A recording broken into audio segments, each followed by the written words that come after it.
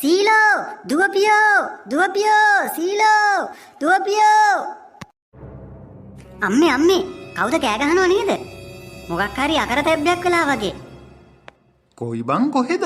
මට නම් මෙලෝ දෙයක් ඇහෙන්නේ නැහැ බං. දැන් අනික වෙලාවත් කීයද? දුවපියෝ හැමෝම දුවපියෝ ගෙවල් ඇතුළට වෙලා හිටපියෝ එළියට එන්න එපෝ. දුවපියෝ එළියේ ඉන්න අය ගෙවල් ඇතුළට යන්න එළියෙන්ට එන්න එපෝ. දුවපියෝ. ඒකනේ මං කිව්වේ අම්මේ. ඔය ඇහෙන්නේ නැද්ද? එළියට බහින්න එපාලු. මොකද්ද නෝනේ මේ මොකක් හරි කලබලයක් වගේ නේද? ඒකනේ තාත්තේ මට නම් ඇහුනේ කවුරුත් එළියට බහින්න එපා. ගෙවල් ඇතුළට වෙලා ඉන්න එළියේ ඉන්න අය දුවන්න ගෙවල් ඇතුළට වෙලා ඉන්න කියලා කෑ ගහනවා මට නම් ඇහුනේ. මොකක්ද දන්නේ ප්‍රශ්නේ නේද තාත්තේ? එළියටවත් බහින්න එපාලුනේ. ඉතින් බලන්න විදියකුත් නැහැනේ. ඔව් මොකක් හරි කමන්නේ. අපිට අය නාය යනවා කියලා දෙයක් තියෙනවා. මෙහි කඳු නැහනේ. ඒත් ඉතින් කියන්න බෑනේ. පොළොව පෙරලගෙනවත් එනවත් දන්නේ නැහනේ. මොකද්ද මේ පියදාස මේ කලබලේ? ඒ එළියේ කෑ ගහ කවුරු හරි දුවනව නේද? මොකක්ද වෙලා තියෙන්නේ? අම්මෝ මමත් මේ ඒක කියන්න තමයි තකහණියක්ම දුවගෙන ආයේ මුදලාලි. එළියට නම් බහින්න එපා. මම මේ ඔක්කොම දැනුවත් කරගෙන යන ගමන්. හරි හත්තලාමේ මොකද්ද වෙලා තියෙන්නේ කියපන්කෝ ඉතින්. අපි එළියට නොබෑ ඉන්න. මොකද්ද වෙලා තියෙන්නේ? වහිනවද අයියෙන් ගඟක්වත් ගලාගෙන එනවද? භූමිකම්පාවක්ද? සුනාමියක්ද? මොකක්ද? එක්ක කොටිවත් ඇවිල්ලාද ආපහු ආයේ? මටත් අර මෙහෙ උඩහ ගෙදර කන්ද ගෙදර මේ සිරිල් අයියා තමයි කිව්වේ. ඉතින් මමත් ඒක මේ දැනුවත් කරගෙන යනවා මේ ගමේ ඉන්න හැම ගෙදරකටම වගේ. මටත් කිව්වා ගේ ඇතුළට වෙලා හිටපන් කොහෙවත් යන්න බෑ. ඒත් ඉතින් මේ ගමේ මිනිස්සු පවුනේ.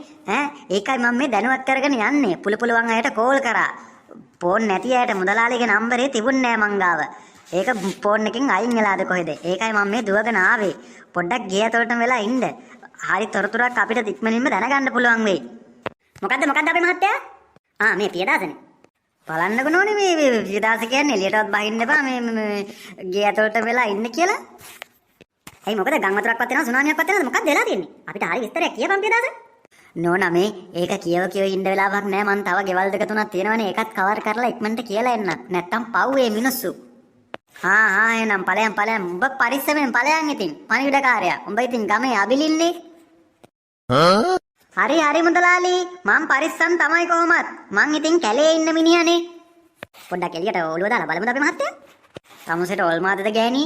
අර මනුස්සයා දැන් දන්න සිංහලෙන් කියලා ගියේ එළියට බහින්න එපා කියලා. ආයේ ඔළුව දාන්න යන්නේ. ඒ වුණාට ඉතින් අපේ මහත්තයා මේ ගේ ඇතුළට වෙලා හිටියා කියලා කිසි දෙයක් දැනගන්න හම්බෙන්නේ නැහනේ. ගම් වතුරක් ආවොත් සුනාමියක් ආවොත් ඉතින් අපි ගේ ඇතුළටම කොටු වෙලා මැරලා යනවනේ. පොඩ්ඩක් ඔළුව දාලා බලමු ජනේලෙන් හරි. අනේ මන් දන්නේ නැහැ ඉතින් උඹලට ගෑනු කියන්නේ නිකන් වෙයි. ඕපදෝපේ හරියට දැනගනක හොයාගන්නකම් උඹලට ඉතින් ස්පාසුවක් නැහැ. ජනේලෙන් හරි කමන්නේ ඔළුව දාලා බලන්න ඕනේ අහන්න ඕනේ මොකද්ද වෙලා තියෙන්නේ කියලා එළියේ. ඕනේ මගුලක් කරගන්න එකයි. මට එහෙම කෑ ගහන්න එපා ඔන්න. ඉක්මන් කරපන් කොල්ලෝ ඉක්මන් කරපන් පස්සෙන් පන්නනවලු. අන්න හරි කෑ ගහගෙන ඉන්නේ. හරි නැන්දේ. පුළුවන් වේගෙන් තමයි මේ දුවන්නේ. වෙන ක්‍රමයක් නැහැ නේ. එහෙනම් ඉතින් අර ජෙට් වලට ගහන තෙල් ටිකක්වත් අපිත් ගහගන්න ඕන රුම් ගාලා යන්න. පයික් මං කළා දුවමු ඉතින්. ඒක තමයි අපේ පිටට තියෙන්නේ. අම්මෝ අයියෝ තව කොච්චර දුවන්නද බං? දුවපන් පුතේ දුවපන්. පණ බේරගන්න නම් දුවන්නම වෙනවා. නැවතුනොත් නම් ඉවරයි. අය කෑලි වලට තමයිලු කපලා ගන්නෙ. දුවපියව සිංහෙක් කෙලවන්නේ. අම්මෝ පණ බේරගෙන දුවපියව ඉස්කෝලේ කෑල්ලටවත් සිංහෙක්. අඩේ බන් නංගි ඔතන නැවතෙන්න නැතුව වරෙන් ඉඳගෙන ඉඳලා හරියන්නේ නැහැ. කකුල් දෙකේ පිහිට තමයි තියෙන්නේ. ආයේ සිංහයන්ට අවුනම් පේනවනේ. කෑ කීතු ඉරලා ගන්නවලු උන්ගේ අය නියපොතු අය එන සැරයිලු. වරෙන් නංගියේ යන්න. ඔතන හතියරේ ඉඳලා හරියන්නේ නැහැ. ඊච්චෝ අර බලපංකෝ. අර මිනිස්සු බිම් කෑග ගහ මෙහෙට දුවන් එනවනේ බං. අඩේ ඕමනේ නම්බ. අඩේ සඳමාලියෝ. අර මොකද බං අර කමම මේ පැත්තට දුවන් එන්නේ. මන් දන්නේ කොහමද බං? අපිට නම් කිසිම ආරංචියක් නැහැ. මේ යමන්කෝ ඉස්සරහට මොකක්ද කියලා මේ විස්තරය දැනගන්නයි මේ මුළු ගමම කලබල වෙලා කියලා. ඕක මොකෙක්ගේ හරි ලණුවක් ගිරලාද කොහෙද මෙලහට? හරියට විස්තර අහගන්න නැතුවනේ ගම් වල උන් කෑග ගහ බොරුවට දුවන්නේ. හරි බං ඒ කොහොම වුණත් අපේ මිනිස්සුනේ වැරදියට ප්‍රචාරේ ගියාට මොකද මේ කලබල වෙලා තියෙන්නේ කියලා අපි දැනගන්න ඉපේ. ඕ කිරිපිටේ නවතියන් මොකද මේ? අම්මෝ අයියෝ මොකද මේ නැන්දේ කොහෙද මේ දුවන්නේ? ඇයි මොකද්ද වෙලා තියෙන්නේ? මේකයි පුතේ ඊයේ අර කන් දෙක දර සිරිල් අයියා කිව්වා මේ කොටියෙක් පැනලා කියලා ගමට. ඉතින් මේ මට කිව්වා මිනිස්සුව දැනුවත් කරන්න කියලා. ඉතින් මම මේ මිනිස්සුන්ව දැනුවත් කරා. හැම ගෙදරකටම වගේ පැනලා ජනෙල් බාගෙට හැරලා තියෙනවා. ඒ වගේම එළියේ ඉන්නු කනවලු ඉරාගෙන පැන කකා ආවා කිව්වා පල්ලෙහැට. ඉතින් මිනිස්සු දෙතුන් දෙනෙකුටම තුවාල කරත් කියලා කිව්වා.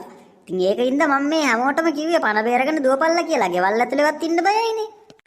දැන් කවුද අර මේ කන් දෙක දර පිස්සු සිරිල් අයියාද කිව්වේ? ඔව් ඉතින් වෙන මොකද මං ඊයේ ගියා මේ ඉඟුරු කෑල්ලක් තියනවද කියලා බලන්න. ඒ වෙලේ තමයි කිව්වේ. උඹත් මල්ලි ඉක්මනට ඵලයන් කිව්වා ගෙදර. මේ තියෙන්නේ බං ඒකට හේතුව. මෙන්න මේකනේ බං මේ විකෘති වෙලා තියෙන්නේ. මොකද බං ඒ විකෘති වෙලා තියෙන්නේ? ඇයි බං මේ පේන්නේ නැද්ද? මේ NPP ආණ්ඩුවේ අලුත්ම රාජ්‍ය ලාංඡනේ ඉන්නේ සිංහයා නෙමෙයිනේ බං. සිංහයාට අම් දෙකක් ඇවිල්ලා ඒක එළුවෙක් වගේ. එළුවෙක් වගේ සිංහෙක් නේ ඉන්නේ බං.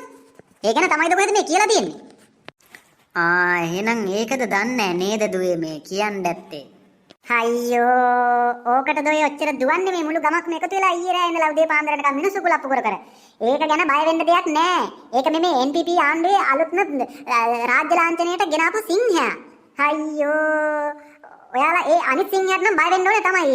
ඒ සිංහයා කඩුවකුත් අරගෙන ආයෙ ටිකක් අර ඉන්නෝනේ ගැම්මකට. මේ සිංහයා පේන්නේ නැද්ද? පස්සපැත්තෙන් නකුටක් ඇවිල්ලා. ඔළුවේ අන් දෙකක් ඇවිල්ලා. කඩුව කොහෙවත් අත් හතරක් පහක් තියෙනවා. ඒ වගේ විකෘති විච්ච සිංහයොත් ඉන්නවා. උන්ට මේ මෙලෝ දෙයක් කරන්න බෑ. ඒ වගේ උන්ට බය වෙන්න එපා. එළුව වගේ සිංහයෝ දැකලා තියෙනවද? අපි නම් දැකලා නැහැ හැබැයි. ඒ වුණාට මෙන්න මේකේ ඉන්නවා. අන්න ඒක තමයි මේ කියන්නේ නැත්තේ. හැමතැනම කවුරුත් කතා වෙනවනේ. කියන්නේ නැති ඉතින් ඔන්න මේ වගේ සිංහෙක් ඉන්න පොඩ්ඩක් බලාගෙන හිටපල්ලා කියලා. ඒක තමයි ඔය කතා වැරදිලා තියෙන්නේ මොකක් හරි මිස්ටේක් එකක් කියලා. අයියෝ බය වෙන්න එපා. යන්න ගෙවල් වලට. මේ අන් ආපු එළුවෙක් වගේ ඉන්න සිංහයා ඔයාලට හපා ගන්න නැහැ. ඒක මේ වැරදිලා මේ සිංහ ලාංඡනයට ඇවිල්ලා තින්නේ. සිංහ ලාංඡනයට හරි සිංහයා ආපු හැටි ඕක මරාගෙන කනවා. ඕක කොහේ හරි කතා වෙන්නේ නැතිව බීපු තිත්පලක. ඒක තමයි ඔය වෙලා තියෙන්නේ. හත්තලාමයි එහෙමද පුතේ?